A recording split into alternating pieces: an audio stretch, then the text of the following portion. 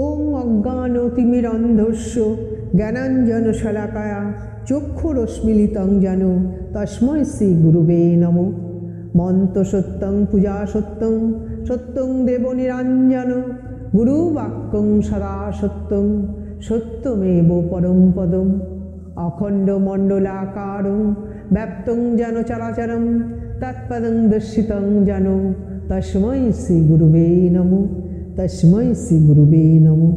ভারত সেবাশ্রম সংঘের প্রাণ প্রতিষ্ঠাতা অলৌকিক দিব্যশক্তি সম্পূর্ণ শিব অবতার যুগাচার্য শ্রীমৎ আচার্য স্বামী প্রণবানন্দজি মহারাজ গয়ার নতুন আশ্রমের উদ্বোধন ও শ্রী শ্রী শিব পূজা। রাসবিহারী চক্রবর্তী মহাশয় বলছেন, যে সময়ের এই ঘটনা তিনি তারই বর্ণনা দিচ্ছেন, আমি সেটাই আপনাদের সামনে তুলে ধরছি। সঙ্গের গয়া সেবাশ্রম তখনও স্থাপিত ছিল এক ভাড়াবাটিয়া বাড়িতে। সঙ্গের নিজস্ব জমিতে পরিকল্পিত নতুন বাড়ি নির্মাণের কার্য তখন প্রায় সমাপ্ত। শ্রী শ্রী আচার্যদেবের সহিত ওই নতুন বাড়ি দেখতে গেলাম একদিন অপরাহ্নে। তিনি বললেন, আগামী কল্যই এই বাড়িতে আসা যাইবে। আমাকে বলিলেন, নতুন বাড়ি উদ্বোধন করিতে হইলে শিব পূজা করিতে হয় না? হ্যাঁ, তা তো করিতেই হয়। তো তুমি তো শিব পূজা করিতে পারো বলিয়া মৃদু হাস্য করিলেন। আমি করজোড়ে নিরুত্তর রহিলাম। আমার এই মৌন সম্মতি তিনি বুঝিলেন। পরদিন প্রাতে আদেশ হইল মৃত্তিকা দ্বারা শিবলিঙ্গ প্রস্তুত করিতে এবং পুজো উপকরণ সংগ্রহ করিতে। কি শিব পূজা করিব? অপ্রতিভ হইয়া জিজ্ঞাসা করিলাম। ক্ষণকাল ভাবিয়া শ্রীমুখে উত্তর দিলেন, আচ্ছা, স্বামী বেদানন্দজি আসিতেছে, তাহাকে জিজ্ঞাসা করিয়ালিও। যথাসময় স্বামী বেদানন্দজি মহারাজ কলিকাতা হইতে গয়া আসিয়া পৌঁছালেন। সেই বয়োলোচিত প্রশ্ন উত্থাপন করিতেই তিনি গম্ভীর স্বরে বলিয়া উঠিলেন, কি শিব পূজা করিবেন তাহা আপনি জানেন না? স্বামীজির গম্ভীর উক্তিতে চৈতন্যোদয় হয়। পূজার আয়োজন কি হইয়া গিয়াছে আচার্যদেব জিজ্ঞাসা করিলেন। উত্তর করিলাম, হ্যাঁ, আমার অভিপ্রায় নতুন জপমালা শ্রীহস্ত হইতে গ্রহণ করিয়া পূজায় বসিব। বলিলাম, আমার তো মালা নাই। তিনি চিন্তা করিতেছেন, এখনই হয়তো কাহারও নিকট মালার সন্ধান করিবেন। বলিলাম, মালা আমার নিকটেই আছে, তবে ও শোধন করা নাই। আচ্ছা দাও। শ্রীহস্ত প্রসারণ করিতে কৃত রুদ্রাক্ষের মালাটি সমর্পণ করিয়া দিলাম। তৎপর আদেশ মতো দ্বার রুদ্ধ করিয়া দিয়া বাহিরে চলিয়া আসিলাম। আধ ঘণ্টা পর পুনরায় সেবকের ডাক হইল, মানে আমার ডাক হইল। রাসবিহারী চক্রবর্তী মহাশয় শ্রীচরণে প্রণতি নিবেদনপূর্বক জানুবদ্ধভাবে উপবেশন করিলাম। শ্রীমুখে তেমনি মৃদু হাস্যের অমিয়দীপ্ত মাল্যটি সহস্তে দিন সেবকের কণ্ঠে পড়াইয়া দিল। বলিলেন, যাও, এবার গিয়ে পূজা করো। ঘটনাটি জাগতিক দৃষ্টিতে ক্ষুদ্র, কিন্তু আধ্যাত্মিক বিচারে ব্রহ্মজ্ঞ সদ্গুরুর প্রসন্নতাময় শুভক্ষণগুলির মূল্য যে কত গভীর ও অপরিসীম তাহা বলিয়া শেষ করিবে কে? আমার জ্ঞান ভক্তির যোগ্যতা কিছুই নাই, সাধন সম্বলই বা কোথা?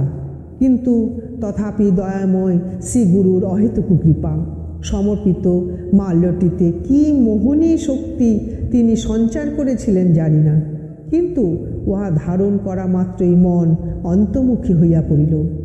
এক অনিবার্চনীয় আনন্দ স্রোত আমার সমগ্র সত্তাকে আচ্ছন্ন করিয়া প্রবাহিত হইতে লাগিল।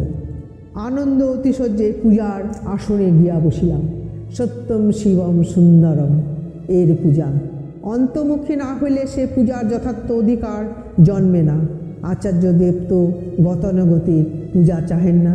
তাহার অভিপ্রায় প্রাণময় পূজার পুনঃপ্রতিষ্ঠা, ধার্মিক অনুষ্ঠানগুলিতে নবজীবন সঞ্চার।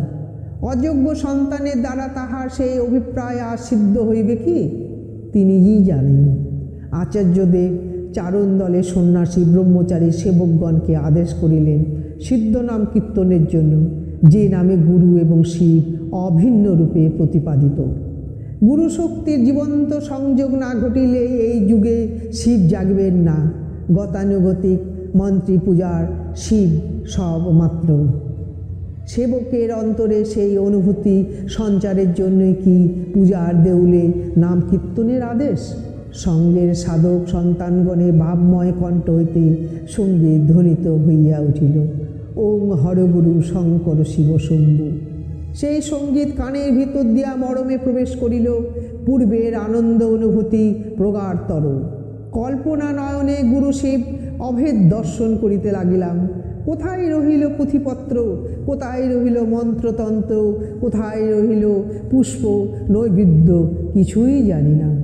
অতঃপর অনন্যদের ঘণ্টা পর মৃন্ময় শিবলিঙ্গের মস্তকে সমন্ত্র পুষ্প বিল্লপত্র দিয়া এবং সর্বশেষ শ্রী গুরুচরণে এক স্বভক্তি অর্ঘ্য নিবেদন করিয়া পরম প্রীতি লাভ করিলাম।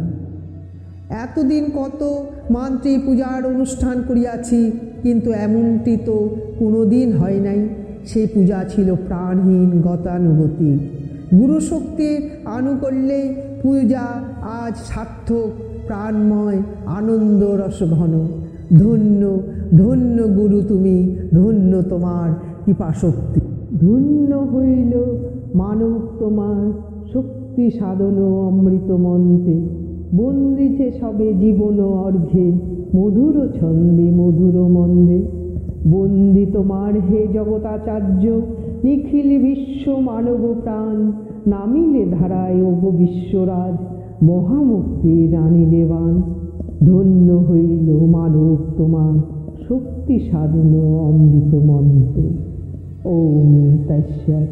ওম গুরু কৃপা হি কেবলম, ওম গুরু কৃপা হি কেবলম, ওম গুরু কৃপা।